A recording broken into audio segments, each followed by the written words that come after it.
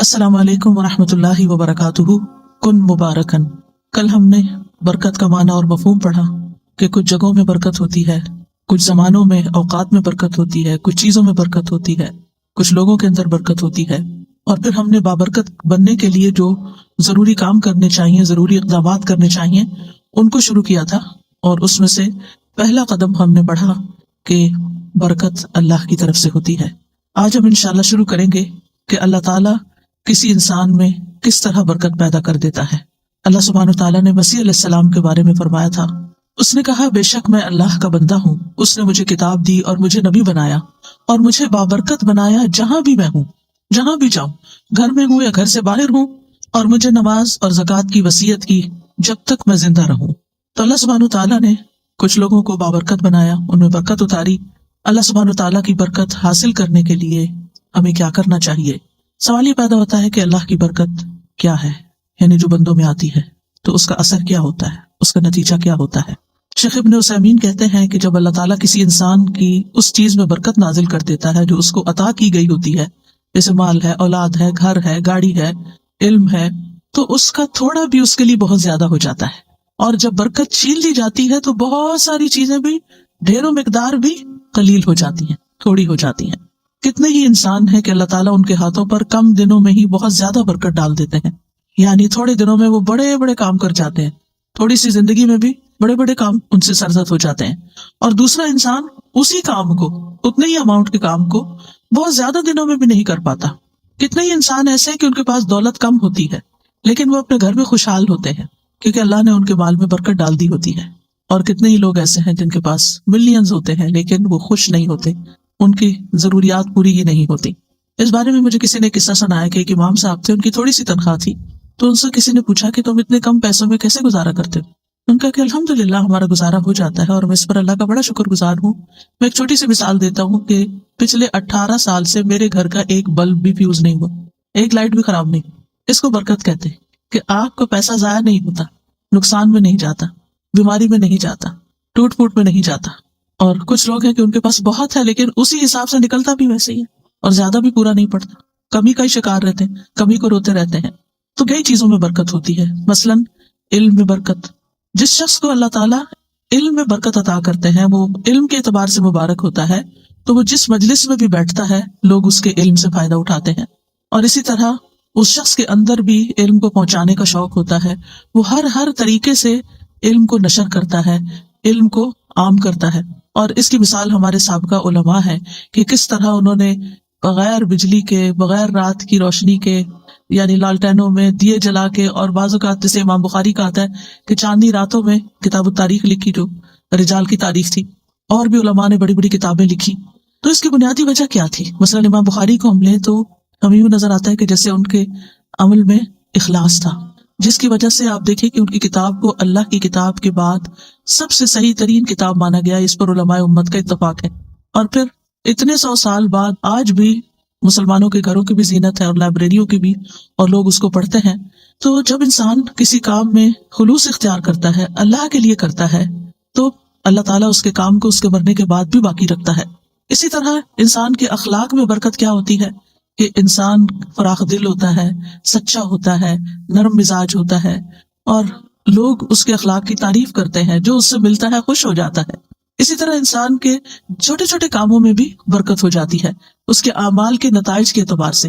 बाज़ वक़्त इंसान एक छोटी सी एफर्ट करता है, छोटा सा मशवरा किसी को दे देता है कि अच्छा तुम ये कारोबार कर लो, वो बच्चा उस कारोबार में लग जाता है और वो बहुत कामयाब हो जाता है। अब इस शख्स ने तो एक छोटा सा मशवरा दिया लेकिन खुलूस के साथ दिया, खैरखाई के साथ दिया, मोहब्बत के साथ दिया, और वो इतना फ्लरिश कर गया और उससे इतने सारे लोगों को फायदा पहुंचा। उसने कभी ख्वाब में भी नहीं सोचा था कि उसका एक छोटा सा मशवरा जो है वो कितना कारआमद होगा, कितने लोगों के लिए फायदा मंद होगा। इसी तरह कुछ लोगों के माल में बरकत होती है, यानी थोड़ा भी होता है लेकिन उससे खैरात भी कर रहे होते हैं, अपनी जात पे भी खर्च करते हैं, अपने रिश्तेदारों पे भी खर्च करते हैं, यानी उनकी जिंदगी में एक इत्मीनान नजर आता है। तो हमें अपने मुबारक बनने के लिए اللہ تعالیٰ سے دعا کرنی چاہیے کہ اللہ سبحانہ و تعالیٰ ہمارے علم میں بھی برکت دے، کہ جو ہم نے سیکھا ہے وہ صرف ہماری ذات میں ہی آ کے ختم نہ ہو جائے، ہم اس پر عمل کریں، عمل کی مثال بنے، اس کو سکھانے والے بنے، اس کو آگے بڑھانے والے بنے۔ پھر اسی طرح اللہ تعالیٰ ہمارے اخلاق میں برکت دے، ہمارے اعمال میں برکت دے، کہ کوئی بھی کام کریں، ہم چھوٹا کریں یا بڑا، اس سے زیادہ لوگوں کو فائدہ پہنچے، کیونکہ برکت کا معنی کیا ہوتا ہے؟ الزیادہ والنمو، یعنی اس چیز کا بڑھ جانا، نشو و نما پانا، کثرت میں ہو جانا۔ اور اسی طرح اللہ تعالیٰ مال میں بھی برکت دے، اولاد میں برکت دے، اور ہم جہاں بھی ہوں بابرکت بنے۔ بابرکت بننے کے لیے انسان کو توحید اختیار کرنی چاہیے، یعنی اللہ سبحانہ تعالیٰ سے خالص تعلق رکھنا چاہیے، اور اس کے لیے ہمیں اللہ سبحانہ تعالیٰ کے نام اور ان کی صفات جو ہیں صرف ان کو جاننا ہی نہیں چاہیے، ان کے ساتھ we should live with them، یعنی ہم جب اللہ تعالیٰ کے بارے میں سوچیں، اللہ تعالیٰ کے بارے میں گمان کریں، تو ہم اپنے مختلف کاموں کے ساتھ اللہ کی ان صفات کو یاد کریں۔ مثلاً اگر ہم کھانا کھا رہے ہیں تو ہم کیا سوچیں کہ اللہ رازق ہے، اللہ نے یہ رزق مجھے دیا ہے۔ پھر اسی طرح اگر ہمیں کوئی مشکل ہو رہی ہے تو اس کے ناموں کے ساتھ ہم اس کو پکاریں، یا حیو یا قیوم برحمتک استغیث، اللہ کی رحمت کے ساتھ فریاد کریں۔ پھر اسی طرح زندگی کے جو مختلف کام ہیں ان کاموں کے ساتھ ہم اللہ تعالیٰ کی ان صفات کو ریلیٹ کرتے جائیں، تو انشاءاللہ اس طریقے سے آپ کا ایک پرسنل لیول پر اللہ سبحانہ تعالیٰ کے ساتھ ایک تعلق بن جائے گا۔ اس کو ایک چھوٹی سی مثال سے سمجھیں کہ جب آپ دنیا میں کسی انسان سے محبت کرتے ہیں، مثلا اپنے والدین سے، اور ان کی کچھ عادات آپ کے اندر آ جاتی ہیں، تو پھر آپ مینشن کرتے ہیں وہ میری والدہ بھی تھی نا، وہ بھی اسی طرح ہی لوگوں کو کھانا کھلاتی تھی، وہ یوں صدقہ خیرات کرتی تھی، میرے والد تھے نا تو وہ ایسا کرتے تھے۔ یعنی آپ کا ایک کنیکشن ہوتا ہے، جو کام آپ کر رہے ہوتے ہیں نا اس کو کریکٹ کر لیتے ہیں اپنے پیاروں کے ساتھ، تو ذرا اس سے اور اوپر اٹھ جائیں۔ یعنی جو بھی آپ کام کر رہے ہوں تو ساتھ ساتھ اللہ کو یاد کریں۔ ایک تو یہ کہ اللہ سبحانہ تعالیٰ کی ہستی کو یاد کرنا، محسوس کرنا، اور ایک یہ کہ اس کی صفات کے ساتھ، اس کے ناموں کے ساتھ، تو اس طرح آپ کی زندگی میں اور بھی زیادہ برکت ہوگی۔ اور جتنا آپ اللہ سبحانہ تعالیٰ کے لیے خالص ہوتے جائیں گے، اتنا آپ کے دل سے دنیا کے غم اور دنیا کی حرص اور دنیا کی جو کمی کمزوری ہے، وہ آپ کو جو پریشان کرتی ہے، وہ آپ کے دل سے نکلتی چلی جائے گی۔ آپ رزق کے معاملے میں صرف اللہ پہ ڈیپینڈ کریں گے کہ اللہ رازق ہے، اور اس کے علاوہ لوگوں سے آپ کی ایکسپیکٹیشن نہیں رہے گی۔ اور جب لوگوں سے ایکسپیکٹیشن نہیں رہے گی تو پھر آپ کے اندر وہ لوگوں کی طرف سے اگر کوئی کمی بیشی ہوتی ہے تو کوئی غم اور دکھ بھی نہیں ہوگا، اور کسی چیز پر کوئی لالچ بھی نہیں ہوگا، یعنی اس کے پاس اتنا نہ آپ کسی سے حسد کریں گے، کیونکہ آپ کو پتا ہے کہ اصل تو رازق اللہ، اصل تو سورس اس کے پاس ہے۔ مجھے لوگوں سے کیا لینا دینا کہ میں ان کا دیکھ کے جلوں، یا ان کے اوپر حسد کروں، یا ان سے ناراض ہوں کہ ان کے پاس اتنا ہے تو مجھے کیوں نہیں دیتے اور میرا خیال کیوں نہیں رکھتے۔ نہیں، مجھے تو دینے والا اللہ ہے، اور جب اللہ پر انسان ڈیپینڈ کرتا ہے تو پھر اس کے دل سے یہ فکر نکل جاتی ہے، اور وہ دیکھتا ہے کہ چڑیوں پرندوں چیونٹیوں تک کو وہ رزق دیتا ہے، پتھر کے کیڑوں کو وہ رزق دیتا ہے، تو کیا وہ مجھے نہیں دے گا؟ اور اسی طرح دیگر صفات میں بھی، یعنی اس سے آپ کے دل سے حرص اور لالچ بھی نکل جائے گی، اور لوگوں کے ساتھ بدگمانی اور لوگوں کے ساتھ گلے شکوے اور لوگوں کی غیبتیں اور یہ ساری چیزیں بھی آپ کے اندر سے نکل جائیں گی۔ پھر اسی طرح ایک اور چیز ہے بابرکت بننے کے لیے کہ اپنے رب کو راضی رکھیں، اس کی اطاعت کر کے اور اس کی نافرمانی کے کام چھوڑ کر۔ ابن القیم رحمۃ اللہ علیہ کہتے ہیں کہ برکت کا جامع راز یہ ہے کہ جو بابرکت شخص ہوتا ہے وہ وقت کی قیمت کو جانتا ہے، اور وہ یہ ہے کہ ہر لمحے اللہ کی رضا کا کام کرنا، یعنی جو بھی کوئی کام کر رہے ہیں اس کو اس طرح چیک کرتے جائیں کہ اس پر اللہ راضی ہے کہ نہیں، اور یہ اس کے وقت اور اس کی قیمت کا تقاضا ہے۔ یعنی میرے وقت کی قیمت کیا ہے کہ میں اس میں وہ کام کروں، چاہے میں دنیا کا کام کر رہی ہوں، چاہے میں دین کا کام کر رہی ہوں، چاہے میں عبادت کر رہی ہوں، کچھ بھی کر رہی ہوں، اس میں مقصود کسی انسان کی خوشی نہ ہو بلکہ اللہ کی خوشی ہو، کہ میرا رب راضی ہو جائے گا۔ اور جب رب راضی ہو جائے گا تو آپ دیکھیں گے کہ بندے بھی آپ سے راضی ہو جائیں گے۔ اللہ تعالیٰ جس بندے سے راضی ہوتا ہے نا، اس کے لیے دنیا میں رضا اتار دیتا ہے، اور پھر بندے بھی اس سے راضی ہو جاتے ہیں۔ لیکن اگر اللہ راضی نہیں ہے تو پھر لوگوں کو آپ کتنا بھی راضی کرنے کی کوشش کریں، اللہ کو بھول کر چھوڑ کر، تو وہ راضی نہیں ہو سکتے۔ پھر اسی طرح یہ ہے کہ جب انسان اللہ کو راضی کرنے کے لیے کوشش کرتا ہے تو پھر وہ لوگوں کی تعریف کو منتظر نہیں رہتا کہ کون مجھے پوچھتا ہے، کون مجھے اپریشیٹ کرتا ہے، کون میرے لیے بڑی بڑی باتیں کرتا ہے۔ اور پھر انسان کو اس بات کی فکر لگ جاتی ہے کہ اللہ کی نگاہ میں میرا مقام کیا ہے اور میری وہاں بھی قبولیت ہے یا نہیں۔ اس کو اپنے اعمال میں قبولیت کی فکر ہو جاتی ہے، نہ کہ لوگوں کی تعریف کی، کیونکہ ساری دنیا بھی اگر اس کی تعریف کرنے لگے اور اگر اللہ تعالیٰ اس سے راضی نہیں تو ایسے شخص کی زندگی میں کوئی خوشی نہیں ہو سکتی۔ پھر اسی طرح جو مبارک انسان ہوتا ہے وہ ہر چیز کو اس نقطہ نظر سے دیکھتا ہے کہ اس کے ذریعے میں اللہ تک کیسے پہنچوں، اس کے ذریعے میں اللہ تک کیسے پہنچوں۔ مثلاً اگر وہ کسی کی خدمت کرتا ہے تو وہ یہ سوچ کے کرتا ہے، چاہے گھر والوں کے لیے کھانا پکاتے ہیں آپ، ان کے لیے کلیننگ کرتے ہیں، ان کے لیے سارے جو بھی گھر کے کام کاج، ان کے اوپر احسان کرتے ہوئے نہ کریں، یہ سوچ کے کریں کہ اس سے میرا رب راضی ہوتا ہے، اور اس سے آپ کی تھکاوٹ بھی ختم ہو جائے گی. یہ میں اپنے رب کی خوشی کے لیے کر رہی ہوں، میں صرف شوہر کی خوشی کے لیے نہیں کر رہی. شوہر تو خود ہی خوش ہو جائے گا اگر میرا رب خوش ہوا، رب راضی ہوگا تو یہ بھی ہو جائے گا. تو میری فکر ہونی چاہیے رب کو راضی کرنے کی. تو چاہے وہ گھر والے ہوں، چاہے وہ کام کاج ہو، چاہے وہ مال ہو، چاہے وہ علم ہو، ذہانت، ہر چیز کو، جیسے ایک بزنس مین ہوتا ہے نا، تو وہ ہر چیز میں دیکھتا ہے کہ اس چیز سے کیسے بزنس کیا جا سکتا ہے اور اس چیز سے کہاں سے پروفٹ کمایا جا سکتا ہے. تو جو ایک مومن بندہ ہوتا ہے وہ ہر وقت یہ سوچتا ہے اس چیز سے میں اپنی آخرت کیسے کما سکتا ہوں، اس لمحے اس وقت میں کون سا کام کروں کہ جس سے میرا رب راضی ہو جائے گا. اب مثال کے طور پہ کبھی آپ کے حصے میں ایسا کام ہوتا ہے، مثلا دعوت کر لیا آپ نے اور گھر میں لوگوں کو بلا لیا اور آپ کے اوپر سارا کام آ گیا، چاہے آپ کیٹرنگ کرا رہے ہیں، چاہے آپ کچھ بھی کر رہے ہیں، لیکن صرف گھر کی سیٹنگ اور لوگوں کو ویلکم کرنا اور پوچھنا، اور چاہے آپ ڈسپوزیبل یوز کر رہے ہیں لیکن پھر بھی آپ تک ٹوٹ جاتے ہیں. اگر یہ سب کچھ اللہ کی رضا کے لیے تھا تو اس کے بعد آپ کو ایسا سرور اور ایسی خوشی نصیب ہوگی، اور اگر لوگوں کی تعریف کے لیے تھا تو آپ کے دماغ میں شیطان یہ خیال ڈالے گا وہ تو شکریہ بھی نہیں بول کے گیا، اس نے تو ایسا میرے ساتھ رویہ کیا اور وہ تو یہ کر رہا تھا. اور وہ جانے کے بعد آپ اور زیادہ ٹوٹیں گے، کیونکہ جس مقصد کے لیے آپ نے وہ دعوت کی تھی وہ تو پورا ہی کوئی نہ ہوا. لیکن اگر اللہ کو راضی کرنے کے لیے کہ لوگوں کو کھانا کھلانا ثواب کا کام ہے، لوگوں کو اکٹھا کرنا، ملانا، آپس میں بٹھانا، ان کو ویلکم کرنا، تو آپ دیکھیں گے کہ یہی چیز آپ کے لیے برکتوں کا باعث بن جائے گی اور آپ کے لیے خوشی کا باعث بنے. یعنی گویا دوسرے لفظوں میں قل ان صلاتی و نسکی و محیای و مماتی للہ رب العالمین، یہ بابرکت انسان کا قول ہوتا ہے کہ وہ اللہ کے لیے جیتا اور مرتا ہے اور اپنی ساری ذمہ داریاں صرف اللہ کی رضا کی خاطر پوری کرتا ہے، کہ بحیثیت بیوی کے، بحیثیت بیٹی کے، بحیثیت ماں کے، بحیثیت ایک ہمسائی کے، بحیثیت ایک طالب علم کے، بحیثیت ایک ٹیچر کے، میری رسپانسبلٹیز کیا ہیں اور میں ان کو کیوں ادا کروں. اور اگر وہ اللہ کے لیے کرتا ہے، اللہ کو راضی کرنے کے لیے وہ رسپانسبلٹیز پوری کر رہا ہے، تو اللہ سبحانہ و تعالیٰ اس سے جب راضی ہوگا تو اس کے سارے کام درست کر دے گا، اس کی زندگی وقت ہر چیز میں برکت ڈال دے گا. تو مبارک انسان بننے کے لیے کہ جس پہ رب کی برکتیں نازل ہوں، کیا کریں؟ اپنی عادت کے، معمول کے، روٹین کے، ذمہ داریوں کے سارے کام رب کی رضا کے لیے کریں. ایک رب کے لیے ایک ہو جائیں، یعنی ادھر ادھر نہیں، ایک راستہ اختیار کریں اور وہ رب کی رضا کا. تو انشاءاللہ آپ ایک بابرکت انسان بن جائیں گے. پھر بابرکت انسان جو ہوتا ہے وہ اپنے دل کے اوپر کبھی بھروسہ نہیں کرتا، کیونکہ دل الٹ پلٹ ہونے والی چیز ہے. وہ اگر ایمان کی لذت کسی وقت محسوس کر رہا ہے تو اس کو ڈر لگتا ہے کہ کہیں یہ حلاوت مجھ سے چھن نہ جائے، کہیں ایمان کی یہ کیفیت میرے سے دور نہ ہو جائے. وہ اپنے دل کی نگرانی کرتا ہے، وہ اپنا محاسبہ کرتا ہے کہ مجھے اپنا ایمان ہر صورت برقرار رکھنا ہے، کیونکہ قرآن مجید میں آتا ہے نا سورۃ الحجرات میں، حبب الیکم الایمان وزینہ فی قلوبکم، اس نے ایمان کو تمہارے دلوں میں محبوب بنا دیا اور اس کو سجا دیا.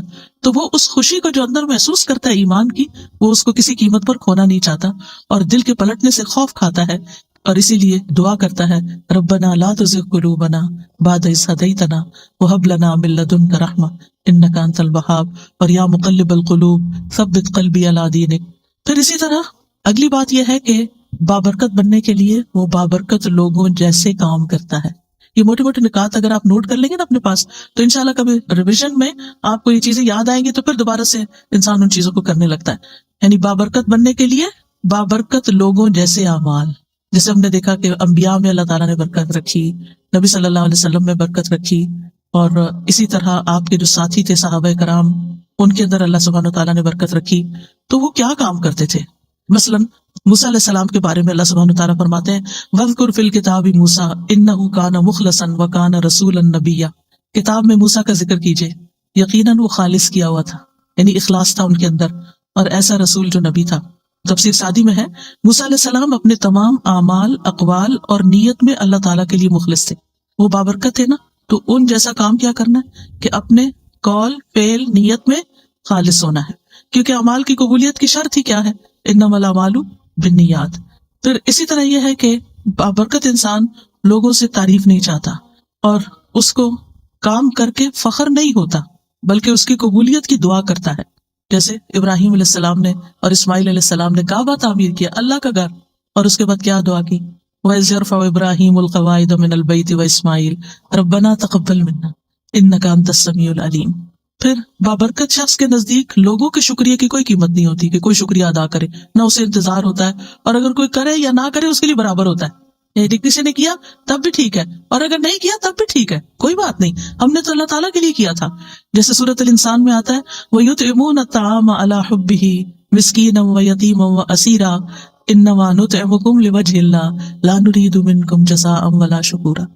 وہ کھانا کھلاتے ہیں اس کی محبت میں، اللہ کی محبت میں، مسکین، یتیم، قیدی کو، اور کہتے ہیں ہم تو صرف اللہ کے چہرے کی خاطر تمہیں کھلا رہے ہیں، نہ تم سے کوئی بدلہ چاہتے ہیں نہ شکریہ چاہتے ہیں. مسکین کیا بدلہ دے سکتا ہے؟ مسکین تو بدلہ نہیں دے سکتا، لیکن وہ شکریہ ادا کرتا ہے. اس کو یہ فکر ہوتی ہے کہ اگر میں نے شکریہ ادا نہ کیا تو یہ دوبارہ نہیں آئے گا، تو وہ شکریہ ادا کرتا ہے. تو وہ کہتے ہیں نہیں، ہمیں شکریہ بھی نہیں چاہیے. اسی طرح بابرکت انسان جو ہے نا، اس کو لوگوں کے تانوں کی بھی پرواہ نہیں ہوتی، وہ اپنا کام جاری رکھتا ہے، کوئی خوش ہو، کوئی ناراض ہو، کوئی ٹانٹ کرے، کوئی تنقید کرے، کرٹیسائز کرے، کچھ بھی کرے، ملامت کرنے والے کی ملامت سے نہیں ڈرتا، نیک کام کرتے ہوئے اچھا کام کرتے، کیونکہ جو لوگ ملامت سے ڈرتے ہیں وہ کبھی آگے نہیں بڑھ سکتے. آپ نے ایک اچھا کام کیا، لوگوں نے باتیں بنائی، اب آپ پیچھے بیٹھ گئے، وہیں ٹس ہو گئے کہ لوگ خوشی نہیں ہے میں جو بھی کرتا ہوں، تو آپ کام ہی چھوڑ دیتے. نہیں، آپ نے اگر اللہ کی خاطر ایک اچھا کام شروع کیا تھا تو دنیا ادھر سے ادھر ہو جائے آپ اس کو نہیں چھوڑیں گے، آپ اس کو کرتے رہیں گے. کیونکہ قرآن مجید میں اللہ سبحانہ وتعالیٰ نے ایمان والوں کی کیا صفت بیان کی ہے؟ وَلَا يَخَافُونَ لَوْمَةَ لَائِمٍ، تو وہ ملامت کرنے والوں کی ملامت سے نہیں ڈرتے. ذَلِكَ فَضْلُ اللَّهِ يُؤْتِيهِ مَن يَشَاءُ، یہ اللہ کا فضل ہے، جس کو چاہتا ہے عطا کرتا ہے. واللہ واسع علیم، اور اللہ وسعت والا، سب کچھ جاننے والا ہے. بابرکت انسان نیک اعمال کو اللہ کی توفیق سمجھتا ہے، اللہ کی توفیق سمجھتا ہے کہ یہ اللہ نے مجھے کرنے کا موقع دیا ہے، اور اس پر وہ خوش ہوتا ہے. وہ یہ نہیں کہتا کہ یہ میری طاقت ہے، میری ذہانت ہے، میری لیاقت ہے، میری قابلیت ہے. نہیں، یہ تو میرے رب کی عنایت ہے کہ اس نے مجھے ہمت دی. میں بیمار بھی ہو سکتا تھا، میں اپاہج بھی ہو سکتا تھا، میں کسی اور کام میں مصروف ہو سکتا تھا.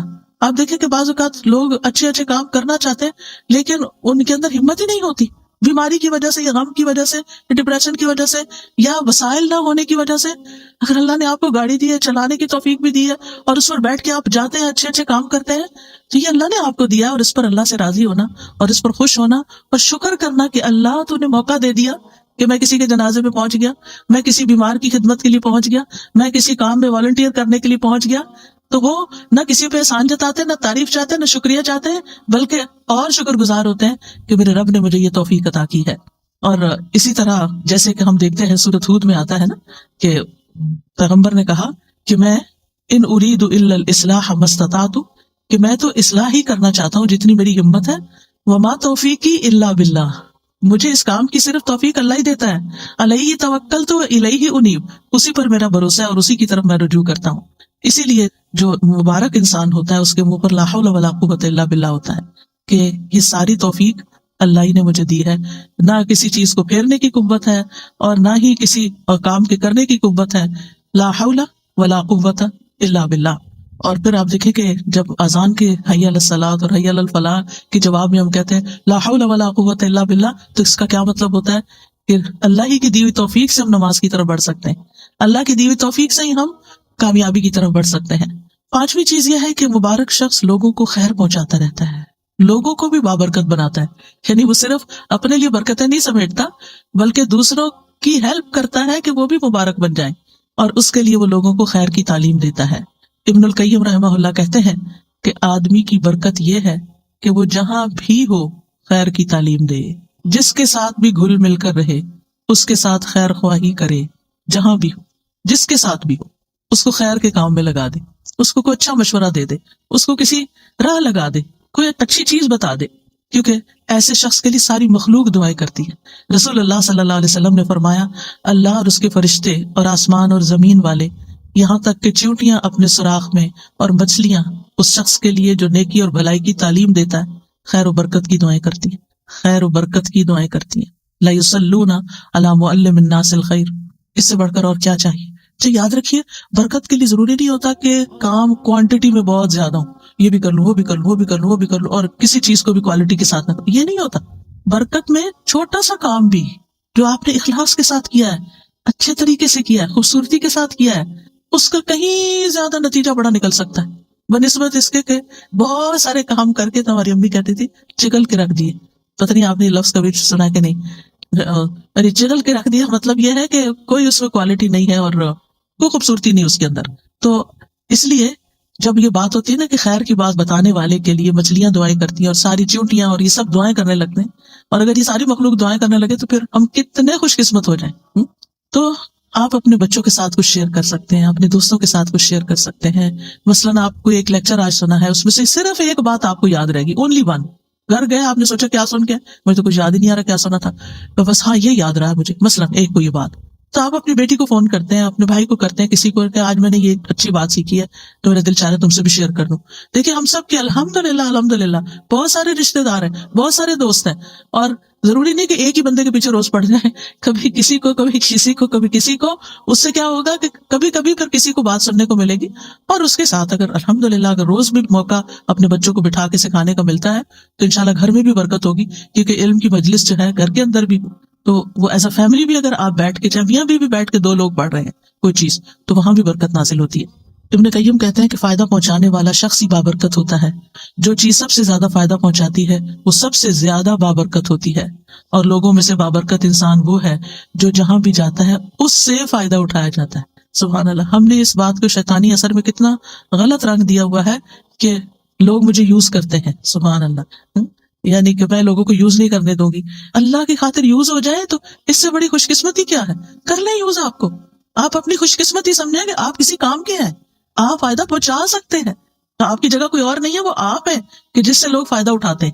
اس پر اللہ کا شکر ادا کریں اور خوش ہو جائیں، اور سمجھتے ہوئے، بعض اوقات یہ ہوتا ہے نا لوگ اس میں انڈر لائن مسکرا بھی رہے ہوتے ہیں کہ اچھا اس سے بے وقوف بناؤ اس کو، اور آپ کو سمجھ آ رہی ہوتی ہے کہ یہ آپ کو بے وقوف سمجھ رہے ہیں، تو کوئی بات نہیں، جو مرضی سمجھے۔ وہ کل میں نے کہا تھا نا کہ اخلاق کے 10 درجوں میں سے 9 جو ہے وہ تغافل سے تعلق رکھتے ہیں، اگنور کرنا، سنی انسنی کر دینا، دل پہ نہ لینا، معاف کر دینا، جانے دینا، جواب نہ دینا۔ دیکھ گھر میں لڑائی فساد کیوں ہوتا ہے؟ کسی نے ایک چھوٹی سی بات کی، ہم نے اسے 2 سنائی، وہ لڑائی شروع ہو گئی۔ اگر کسی نے ایک سنائی ہے، چاہے آپ کو کتنی بھی کڑوی لگی ہے، آپ جواب نہیں دیتے تو لڑائی تو نہیں پڑے گی، فساد تو نہیں ہوگا۔ تو اگر دوسرا شخص غلط کر رہا نا تو آپ بھی اچھا نہیں کر رہے، اس نے آگ لگائی، آپ نے تیل ڈالا، اور اگر آپ نے تیل ڈالا تو نتیجہ کیا نکلا؟ بہت بڑا الاؤ بھڑک اٹھا۔ لیکن جو شخص سن کے چپ کر جاتا ہے، ادھر سے ادھر نکل جاتا ہے، اگنور کر دیتا ہے، تغافل کر دیتا ہے، جیسے اس کو پتہ ہی نہیں چلا، بے وقوف ہے وہ، تو کیا فرق پڑتا ہے؟ آپ ہے تو نہیں نا، آپ کو تو اپنا خود پتا ہے کہ آپ نہیں ہیں، لیکن اگر دوسرے کی ناسمجھی ہے تو وہ اس کی ناسمجھی ہے۔ بعض اوقات لگتا ہے کہ لوگ پھر میرے اوپر چڑھائی نہ کر دیں یا مجھے یہ نہ سمجھیں کہ مجھے کوئی جواب نہیں دینا آتا، تو ہم تابڑ توڑ جواب دیے چلے جاتے ہیں، اور بحث کہیں ختم ہی نہیں ہوتی، اور اس میں بعض اوقات پھر ناراضگیاں بھی ہو جاتی ہیں، غصہ بھی ہو جاتا ہے، بد اخلاقی بھی ہو جاتی ہے۔ تو ہم مبارک تو نہ رہے، ہم کہیں گئے اس گھر میں لڑ جھگڑ کے نکل آئے، ہم کوئی مبارک انسان ہے؟ کسی کو خوشی دے کر آئے یا کسی کو تکلیف دے کے آئے؟ لیکن بات کہاں سے شروع ہوتی ہے؟ کسی کی چھوٹی سی بات سے۔ اور بعض اوقات کوئی بیمار ہوتا ہے، کوئی بوڑھا ہوتا ہے، کوئی بچہ ہوتا ہے، کوئی ناسمجھ ہوتا ہے، کوئی بے وقوف ہوتا ہے، وہ تو اپنی بے وقوفی میں کوئی بات کر رہا ہوتا ہے، اور آپ اس سے بڑے بے وقوف بن گئے، آپ نے اس کو سچ سمجھ لیا اور اپنے اوپر لے لیا اور اپنا اتنا بڑا ری ایکشن ظاہر کیا اور کیے کرائے پہ پانی پھیر دیا۔ کیونکہ ہماری لڑائیاں انہیں لوگوں سے ہوتی ہیں جن کے لیے ہم بہت کچھ کر رہے ہوتے ہیں، جن کے لیے ہم بہت زیادہ کر رہے ہوتے ہیں نا، پھر ہماری کیا توقع ہوتی ہے کہ یہ ہمیں ریٹرن کرے، یہ ہماری عزت تو کرے کم از کم، یہ ہمارا شکریہ تو کرے، اور جب وہ نہیں کرتے اس کی بجائے کو بات سنا دیتے، پھر تو آپ توبہ ہی کریں کہ نتیجہ کیا نکلے گا۔ پھر اسی طرح بابرکت انسان کی خوبی کیا ہے کہ وہ دوسروں کو بھی نیک کاموں کی ترغیب دیتا ہے، شوق دلاتا ہے، جیسے اللہ سبحانہ وتعالیٰ فرماتے ہیں قرآن مجید میں، یا ایھا النبی حرض المؤمنین علی القتال، اے نبی مومنوں کو قتال پر ابھاریے، یعنی موٹیویٹ دم۔ تو یہ نبی صلی اللہ علیہ وسلم کے زمانے میں تھا، اور آپ بھی اور صحابہ بھی، یعنی کہ لوگوں کو ترغیب دیتے تھے اچھے کاموں کی۔ لیکن اس کے برعکس مشرکین کے بارے میں قرآن کیا فرماتا ہے؟ کلا بل لا تکرمون الیتیم ولا تحاضون علی طعام المسکین، ہرگز ایسا نہیں، بلکہ تم یتیم کی عزت نہیں کرتے اور نہ تم آپس میں مسکین کو کھانا کھلانے کی ترغیب دیتے، ایک دوسرے کو کہتے نہیں ہو۔ تو اس کا کیا مطلب ہے کہ ایک وہ ہے کہ جو نیکی کی ترغیب دیتا ہے، اور ایک وہ جو نہیں دیتا۔ تو قرآن نے کنڈیم کیا ہے ان لوگوں کو جو نیک کاموں کی ترغیب نہیں دیتے۔ سورۃ ماؤن میں کیا آتا ہے؟ ولا یحض علی طعام المسکین، اللہ تعالیٰ اس کو کنڈیم کر رہا ہے، کیا کہ وہ مسکین کو کھانا کھلانے کی ترغیب نہیں دیتا، دوسروں کو نہیں کہتا۔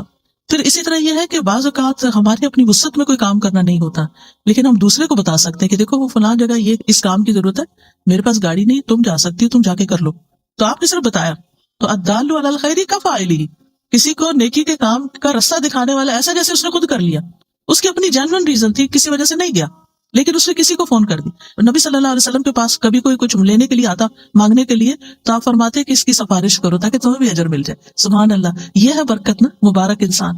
کہ وہ سارا ثواب خود ہی نہیں لوٹ رہا، وہ کسی اور کو بھی ساتھ شامل کرتا ہے کہ اچھا میں نے تو دینا ہی ہے، جو اللہ چاہے گا اپنے نبی کے ہاتھ سے دلوائے گا، لیکن تم اشفعوا تؤجروا، اس کی شفاعت کرو، سفارش کرو، اجر پاؤ۔ صرف سفارش کر کے تم اجر پا سکتے ہو، اور ہم ہو تو الٹا منع ہی کر دیں، اس کو نہ دینا، یہ روز مانگنے آ جاتا ہے۔ لیکن یہ کہ نبی صلی اللہ علیہ وسلم تو دینے والوں میں سے تھے۔ اسی طرح نیک کاموں کی طرف دوسروں کی رہنمائی کر دے۔ ایک شخص نبی صلی اللہ علیہ وسلم کے پاس سواری مانگنے آیا تو آپ کے پاس سے اسے کوئی سواری نہ ملی جو اسے منزل تک پہنچاتی، آپ نے اسے ایک دوسرے شخص کے پاس بھیج دیا تو اس نے سواری دے دی۔ اس نے آ کے آپ کو بتایا کہ آپ نے مجھے جو بتایا تھا تو میرا کام ہو گیا۔ کئی دفعہ ایسے ہوتا ہے نا کہ لوگ واپس تھینک یو کا میسج کرتے ہیں کہ آپ نے وہ بتایا تھا وہ ہو گیا، تو آپ کو کتنی خوشی ہوتی ہے اس وقت۔ تو آپ صلی اللہ علیہ وسلم نے اس وقت فرمایا بھلائی کی طرف رہنمائی کرنے والا ثواب میں بھلائی کرنے والے کی ہی طرح ہے۔ سواری اس نے دی، ثواب ان کو بھی ملا کیونکہ انہوں نے راستہ دکھایا تھا، وہاں چلے جاؤ۔ یعنی کبھی آپ صدقہ نہیں کر سکتے، آپ کے پاس نہیں ہوتا، آپ افورڈ نہیں کر سکتے، یا اس وقت آپ کے پاس نہیں ہوتا، تو آپ کسی کو کہہ دیتے کہ دیکھو یہاں صدقہ کر دو۔ کئی دفعہ ایسا ہوتا ہے نا کہ یوٹیوب پہ تو آج کل بہت فنڈ ریزنگ کے اشتہار آتے ہیں، کوئی اسلامی لیکچر لگائے اس کے شروع میں ڈونیٹ کا کچھ، کہیں کوئی اسلامک سینٹر بن رہا ہے، کہیں کوئی روہنگیا میں مسئلہ ہے، کہیں یمن میں لوگوں کو کھانا چاہیے، یعنی ہر جگہ کچھ نہ کچھ۔ تو کوشش کیا کریں کہ ہر جگہ کچھ نہ کچھ ڈال دیں، کہیں کوئی مسجد بن رہی ہے، کہیں کچھ بھی، وہ نہیں آپ کو جانتے لیکن آپ اپنا حصہ ڈال دیا کریں۔ اچھا اب میرے جیسے جو کریڈٹ کارڈ نہیں ہے کسی کے پاس، تو آپ کسی کو لنک بھیج سکتے ہیں کہ دیکھو یہ میرا خیال ہے بہت اچھا موقع ہے نیکی کرنے کا، اپنے بچوں کو کہیں جو کماتے ہیں ان کو کہیں کہ بیٹا یہ اس میں ڈال دو، ان کو ایڈریس بھیج دیں، کچھ کریں تاکہ اور لوگ بھی اس کام میں شریک ہو جائیں۔ اب وہ جو بھی کریں گے، چاہے ایک اینٹ وہاں رکھیں گے، وہ آپ کا بھی ثواب اس اینٹ کا مل جائے گا ساتھ۔ تو ایک دوسرے کو نیکی کے کاموں کی جگہ بتانا جو ہے یہ بھی ایک بہت بڑی نیکی ہے۔ اور خاص طور پر جب اللہ سبحانہ وتعالیٰ نے آپ کو مال عطا کیا ہو تو اس مال کے اثرات آپ کے اپنے اوپر بھی نظر آنے چاہیے، آپ کے لباس میں، کپڑوں میں، رہن سہن میں، اور اس کے علاوہ دائیں بائیں خرچ بھی کریں، رشتہ داروں کو بھی دیں، غریبوں مسکینوں کو بھی دیں، دوست احباب کو بھی دیں۔ علم ہے تو وہ اسی طرح آپ کے اپنے اوپر عمل نظر آنا چاہیے، اور اس کے علاوہ دائیں بائیں لوگوں کو سکھائیں بھی۔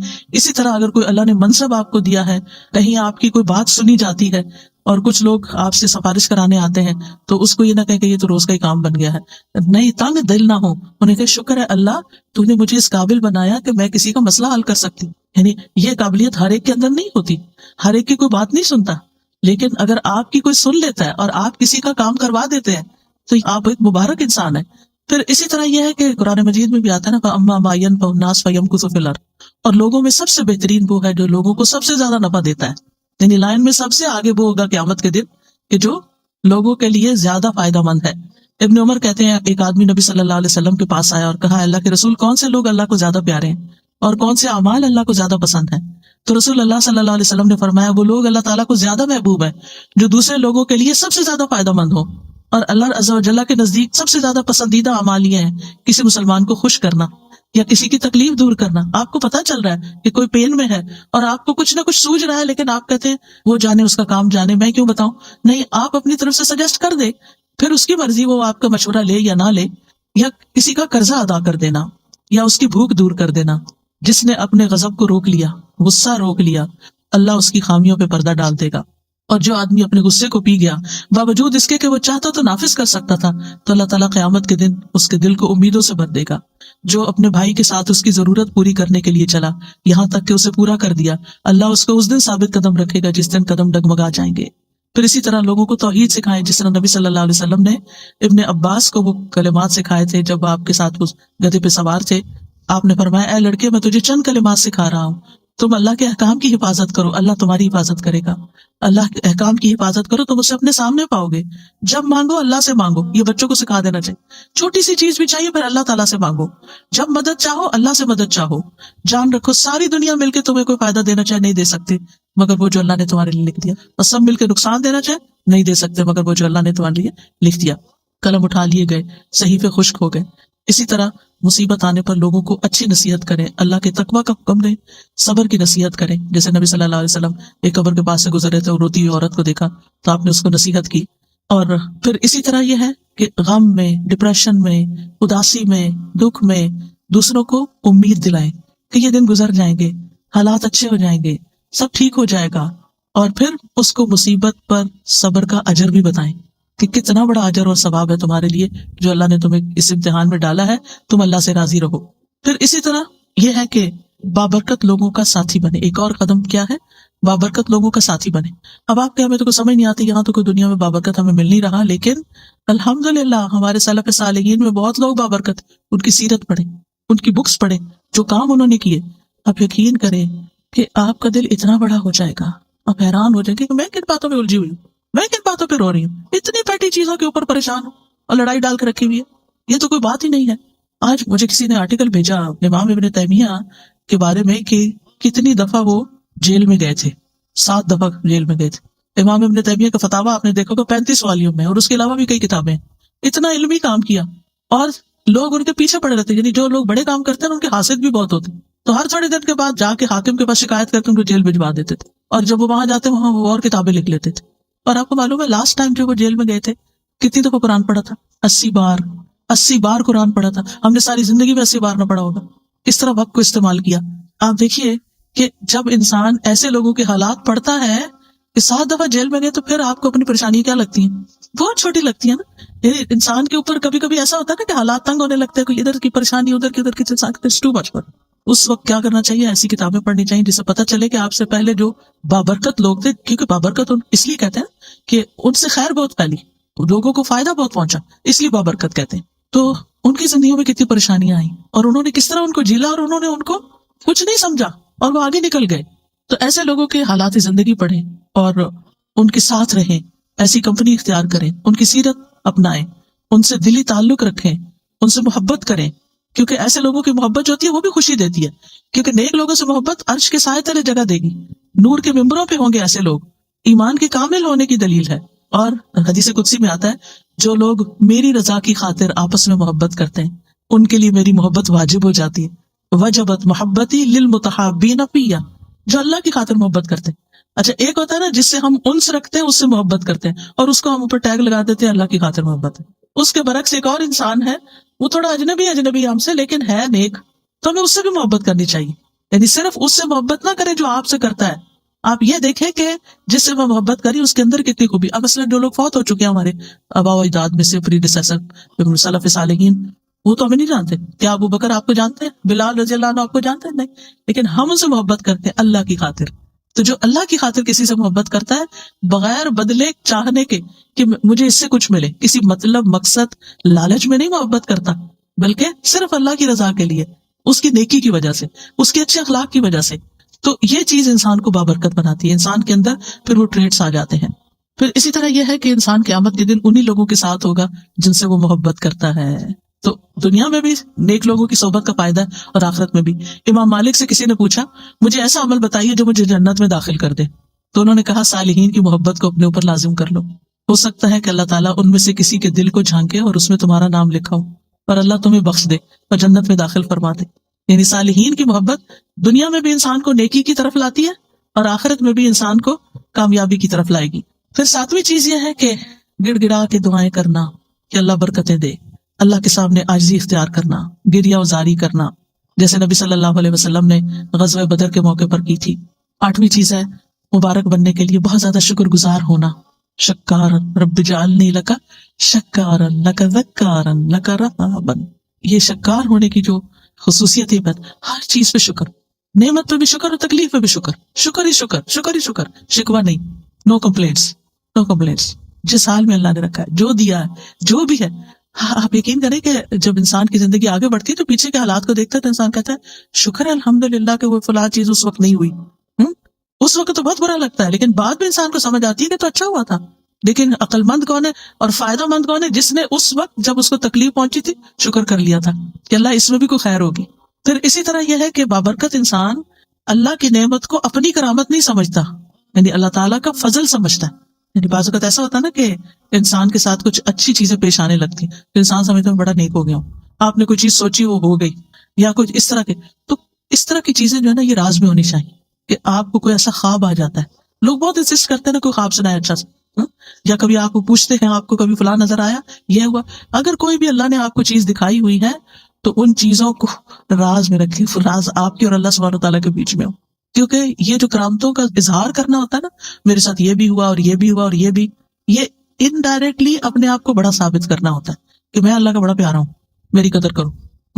تو اس سے بھی بچنا چاہیے۔ یعنی اللہ نے اگر آپ کے اوپر کوئی فضل کیا ہے، کوئی انعام کیا ہے، تو اس پر شکر ادا کریں، نہ کہ اس کو اپنی کرامت سمجھیں۔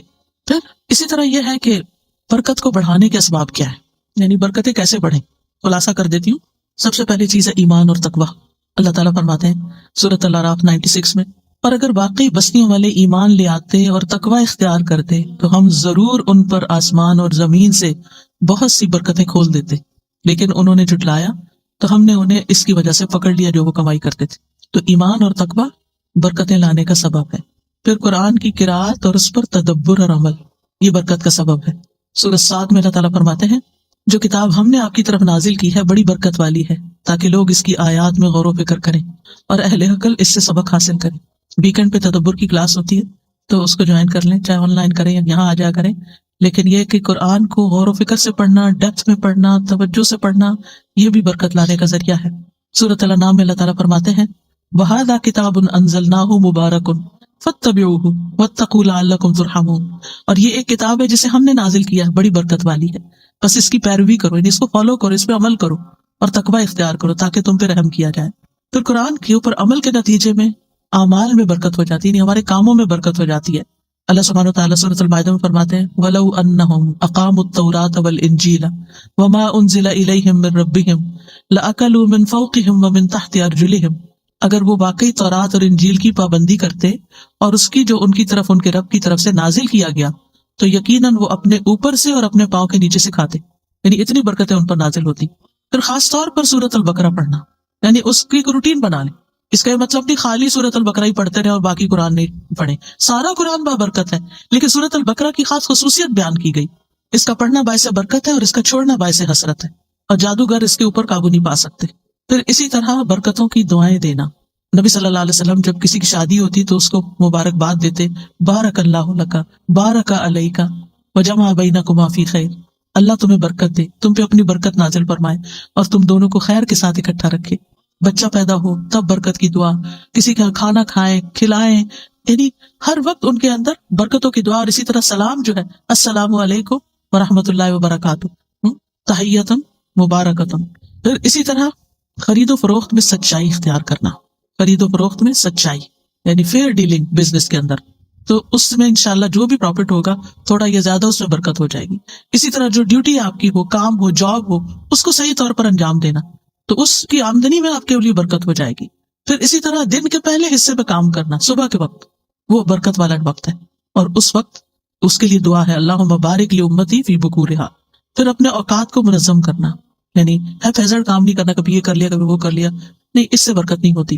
پھر تمام معاملات میں سنت پر عمل کرنا، اللہ سبحانہ وتعالیٰ پر توکل کرنا۔ پھر اسی طرح لوگوں سے نہ مانگنا، پھر خرچ کرنا اور صدقہ کرنا، وما انفقتم من شیء فہو یخلفہ، یہ برکت ہو جائے گی، وہو خیر الرازقین، جو کچھ بھی تم خرچ کرتے ہو اس کی جگہ تمہیں اور دے دیتا ہے، اور وہی سب سے بہتر رازق ہے۔ اللہ تعالیٰ فرماتے ہیں، یا ابن آدم انفق علیک، اے ابن آدم خرچ کرو، میں تم پہ خرچ کروں گا۔ اس کے برعکس حرام مال سے بچنا، یہ بھی برکت کا ذریعہ ہے۔ یمحق اللہ الربا ویربی الصدقات، اللہ سبحانہ وتعالیٰ سود کو مٹاتا ہے اور صدقات کو بڑھاتا ہے۔ سود کی ڈیلنگ جہاں بھی ہوگی وہاں سے برکتیں ختم ہو جائیں گی اور انسان اسی کے چکر میں پڑا رہے گا۔ اور اکثر ایسے دیکھا گیا ہے کہ جو لوگ سود کے کاروبار میں الجھے ہوئے ہوں، بعض اوقات ان کے گھروں میں ایسی ایسی بیماریاں یا دلوں میں سکون کا نہ ہونا، اور افسوس یہ ہے کہ لوگوں کے دلوں سے آہستہ آہستہ اس برائی کا برا ہونا ہی نکل گیا ہے کہ یہ کوئی برائی بھی ہے، اور یہ کہہ کہ خود کو دھوکہ دیتے رہتے ہیں کہ بہت سارے لوگ یہی کچھ کر رہے ہیں، ہم کون سے اکیلے ہیں۔ لیکن یہ ہے کہ حلال کی برکت اور ہے اور حرام سے برکت ختم ہو جاتی ہے۔ پھر نعمتوں پر شکر گزاری، لئن شکرتم لازیدنکم، شکر کرو گے اور زیادہ ملے، برکت ہو جائے گی۔ پھر فرائض کی ادائیگی، صلہ رحمی، جس شخص کو یہ بات پسند ہو اس کی عمر میں برکت ہو اور رزق میں اضافہ ہو جائے، اسے چاہیے کہ اپنے والدین کے ساتھ نیکی کرے اور صلہ رحمی کیا کرے۔ پھر استغفار پر ہمیشگی، وَقُلْتُ اسْتَغْفِرُوا رَبَّكُمْ إِنَّهُ كَانَ غَفَّارًا يُرْسِلِ السَّمَاءَ عَلَيْكُمْ مِدْرَارًا، برکتیں ہوگی، آسمان سے نازل ہوگی، بارشیں ہوں گی استغفار کی کثرت سے، اللہ کا ذکر۔ پھر اسی طرح کھانے پینے میں ان چیزوں کا استعمال جن میں برکت بتائی گئی ہے، جیسے زیتون ہے، رسول اللہ صلی اللہ علیہ وسلم نے فرمایا زیتون کھاؤ اور اس کو لگاؤ، بے شک یہ مبارک درخت ہے۔ کلونجی، آپ نے فرمایا یہ کلونجی ہر بیماری کی دوا ہے سوائے موت کے، اس کو حبۃ البرکہ بھی کہا گیا ہے، برکت والا دانہ۔ پھر شہد، قرآن نے اس پر گواہی دی کہ فیہ شفاء للناس، اس میں لوگوں کے لیے شفا ہے۔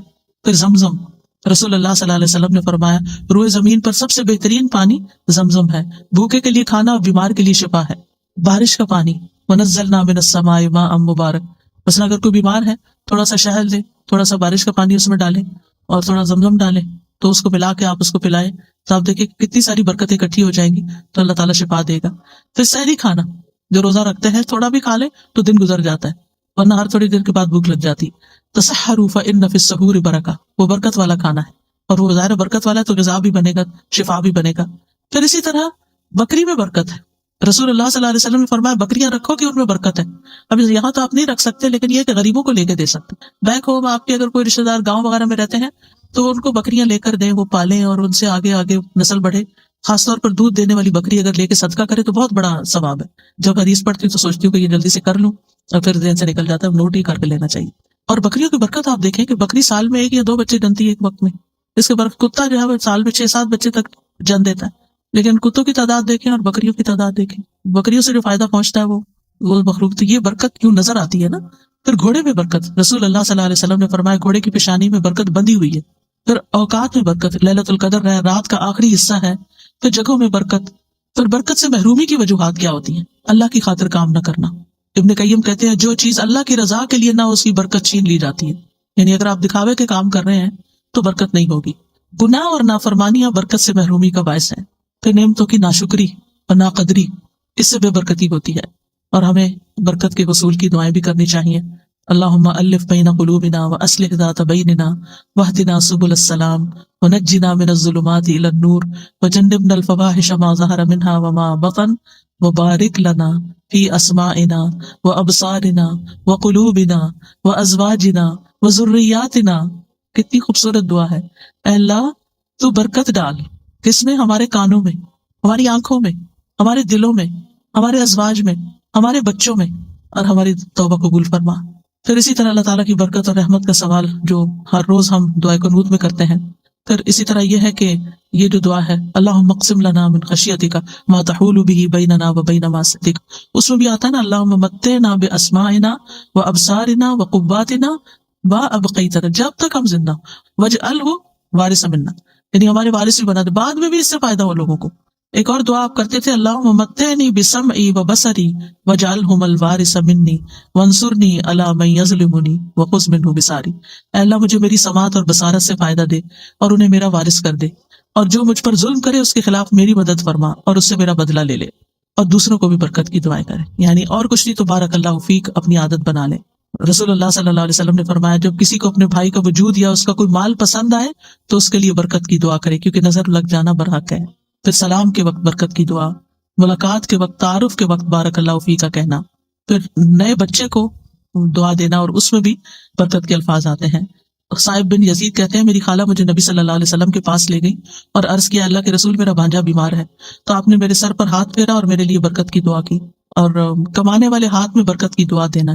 پھر اسی طرح خادموں کے مال، رزق اور اولاد میں برکت کی دعا. کس طرح حضرت انس رضی اللہ عنہ کو نبی صلی اللہ علیہ وسلم نے برکت کی دعا دی تھی اللہم اکثر مالہ وولدہ وبارک لہ فیما آتیتہ، اور ان کی زندگی میں اللہ نے ان کو مال، اولاد، ہر چیز میں برکتیں عطا کی تھی. ام سلیم کو نبی صلی اللہ علیہ وسلم نے اس رات برکت کی دعا دی تھی جب ان کا بیٹا فوت ہو گیا تھا اور انہوں نے صبر کیا تھا اور اپنے شوہر کے ساتھ حسن سلوک کیا تھا. تو کہتے ہیں کہ ان کا جو بیٹا پیدا ہوا اس کے آگے 10 بیٹے پیدا ہوئے، 10 کے 10 عالم تھے جن سے بے پناہ لوگ فائدہ اٹھاتے تھے صرف ایک عورت کے صبر کی وجہ سے. تو صبر کرنا اور حسن سلوک کرنا کتنی بڑی خیر لاتا ہے. اور اس کے برعکس اگر بیٹا فوت ہو گیا اور رونا دھونا اور شکوے شکایتیں، ہاتھ کیا آئے گا؟ کچھ بھی نہیں، جو ہے وہ بھی چلا جائے گا بے برکتی. تو ام سلیم کا واقعہ جو ہے وہ بہت بڑی مثال ہے ہمارے لیے کہ کس طرح انہوں نے اپنے شوہر کی خاطر مدارت کی، اور بچہ گھر میں پڑا تھا، فوت ہو چکا تھا. ایک ماں کا دل کیسا ہوتا ہے. دوسرے بھی پسیج جاتے ہیں جب کوئی ایسی خبر سنتے ہیں، لیکن یہ کہ جو اللہ کی خاطر صبر کرتے ہیں پھر اللہ سبحانہ وتعالیٰ ان کو تھام لیتا ہے اور ان کی زندگیوں میں اور اولادوں میں بھی برکت عطا کرتا ہے. اچھا، اصل میں بابرکت ہونے کی ضرورت کیوں ہے؟ یہ زندگی ہے بہت چھوٹی سی، تھوڑے دن کے لیے ہم یہاں اس دنیا میں، اور اب ہم اتنی ساری گزار چکے ہیں، آگے پتہ نہیں کتنے دن زندہ ہیں. تو جتنی بھی ہمارے پاس زندگی ہے نا، تھوڑا سا بھی وقت ہے نا، تو مقصد کیا ہے یہ ٹاپک کرنے کا کہ یا اللہ اس ہمارے تھوڑے سے وقت میں بھی ہم سے اتنے اچھے اچھے کام لے لے اور اتنی ساری نیکیاں ہم کر جائیں کہ وہ جنت کے اعلیٰ درجات اور تیرا قرب ہمیں نصیب. یہ مقصد ہے. یعنی ورنہ یہ مقصد نہیں ہے کہ اللہ ہمیں دنیا میں اور مال دے دے اور اولاد دے دے، ٹھیک ہے وہ بھی برکتیں ہوگی، اور وہ بھی پھر وہ میں نے پیچھے بتایا نا، برکت انسان ان کو بھی اس نظر سے دیکھتا ہے کہ یہ بچہ میرے لیے کیسے صدقہ جاریہ بنے، اور یہ مال کیسے صدقہ جاریہ بنے، اور یہ میرا گھر کیسے میرے لیے صدقہ جاریہ بنے، وہ ہر چیز کو اس نظر سے پھر ڈیل کرتا ہے. تو یہ اصل مقصد ہے. اب یہ ہے کہ بعض اوقات یعنی ہمارے اندر ایک کنفیوژن ہوتی ہے کہ ہم مبارک ہوں تو پھر کیا لوگ ہم سے تبرک حاصل کرنے لگے. یہ نہیں ہونا چاہیے، ٹھیک ہے. یعنی برکت کسی چیز میں اللہ سبحانہ و تعالیٰ ڈالتا ہے، اور وہ ہمیں شریعت سے پتہ چلتا ہے کہ کیا کیا چیزوں میں اللہ نے برکت ڈالی ہوئی ہے، ٹھیک ہے. مثلاً زمزم میں برکت ہے، حجر اسود میں برکت ہے، رمضان میں برکت ہے، لیلۃ القدر میں، عشرہ ذی الحجہ میں، مکہ مدینہ میں، بیت المقدس میں، اعمال میں سے نماز، صیام، زکوٰۃ، ان چیزوں میں برکت ہے. ہم ان سے برکت حاصل کر سکتے ہیں، ٹھیک ہے. اللہ نے ان میں ڈالی ہے، ہم ان کو استعمال کریں گے، اللہ تعالیٰ ہماری طرف بھی برکت لوٹائے. لیکن کسی انسان کو یہ سمجھ کر کہ یہ مبارک انسان ہے اس کو چھونے لگ جائیں، یا یہ کہ اس کے ساتھ خود اپنے آپ کو لگائیں کہ ہمیں بھی برکت آ جائے، یا یہ کہ جیسے خانہ کعبہ کے لوگ غلاف کو سمجھتے ہیں کہ اس سے ہم کو برکت مل جائے گی، یہ کام نہیں کرنے چاہیے. اسی طرح بعض اوقات آپ کو یاد ہوگا جیسے اسکولوں میں میلاد ہوتا تھا تو بعد میں کیا بانٹتے تھے، تبرک نہیں کہنا چاہیے، ٹھیک ہے نا، یہ ہم نے خود ہی نام دے دیے ہیں. اسی طرح لوگ صالحین کی قبروں سے جا کے برکت حاصل کرنے لگتے ہیں، وہ بھی نہیں ہونی چاہیے. تو نبی صلی اللہ علیہ وسلم کے علاوہ آپ کا پانی، آپ کا لعاب، آپ کے بال، آپ کی وہ سب چیز بابرکت ہے کیونکہ اللہ نے ان کو بابرکت بنایا ہے. لیکن اس کے علاوہ کسی اور استاد، شیخ، بڑے بزرگ، کسی کی کوئی چیز اس کی ذات میں نہیں ہے کوئی برکت. اس کے علم کے ذریعے برکت حاصل کریں، اس کے عمل کے ذریعے، اخلاق کے ذریعے، کسی کام کے ذریعے، لیکن ذات میں نہیں، ٹھیک ہے. ذات میں جن چیزوں کی برکت ہے وہ ہمیں نص سے پتہ چلتا ہے. اب سوال یہ پیدا ہوتا ہے کہ کسی شخص کو یہ کہہ سکتے ہیں کہ یہ مبارک شخص ہے، یہ مبارک انسان ہے. تو ہر مسلمان مبارک ہے، اسلام کی وجہ سے، ایمان کی وجہ سے، یاد رکھیں، ٹھیک ہے. اور جتنا جتنا کسی کے اندر تقویٰ ہوتا ہے، لوگوں کو فائدہ پہنچاتا ہے، اسی حساب سے اس میں برکت ہوتی ہے. نبی صلی اللہ علیہ وسلم نے فرمایا بے شک درختوں میں ایک درخت ایسا ہے یقیناً اس کی برکت مسلمان کی برکت جیسی ہے، ٹھیک ہے. کیا یہ کہہ سکتے ہیں کسی کو کہ تم ہمارے لیے بہت بابرکت ہو؟ اس میں یہ ہے کہ ہم یہ کہہ سکتے ہیں کہ الحمدللہ آپ کے آنے سے برکت ہو گئی. یعنی یہ نہیں کہ آپ کی ذات کی برکت کوئی الٹ گئی یہاں، یعنی اس کا جو آثار ہیں، جو نتائج ہیں کہ ایک اچھی محفل ہو گئی، ہم نے کچھ سیکھا، کوئی ہم نے خیر کے رستے اختیار کیے، تو یہ چیز برکت ہے. نہ کہ اس کی ذات کے اندر کہ وہ آپ کے سر پہ ہاتھ پھیر دے تو آپ کو برکت مل جائے گی، یا کوئی آپ کو اپنا کپڑا دے دے تو اس میں برکت ہوگی، یہ نہیں ہوگا، ٹھیک. ہم یہ کہہ سکتے ہیں کہ یہ ہمارے لیے بہت بابرکت ثابت ہوئی ہے. پہلے سے ہم کسی کو پیشن گوئی نہیں کر سکتے، ہم یہ کہہ سکتے ہیں الحمدللہ یہ ہمارے لیے بہت بابرکت ثابت ہوئی ہے کہ یہاں آ کے ہمیں اللہ کا دین ملا ہے، ہمیں نیکی کی توفیق ہوئی ہے، خیر کے کام ہوئے ہیں. تو وہ جو نتائج ہوتے ہیں نا، یعنی برکت کہاں سے ظاہر ہوتی ہے؟ کسی چیز کے نتائج سے، ٹھیک ہے. تو اللہ سبحانہ وتعالیٰ ہم سب کو مبارک بنائے اور ہماری زندگی میں، اوقات میں، اموال میں، اولاد میں، ہر چیز میں برکتیں عطا کرے. بارک اللہ فیکم.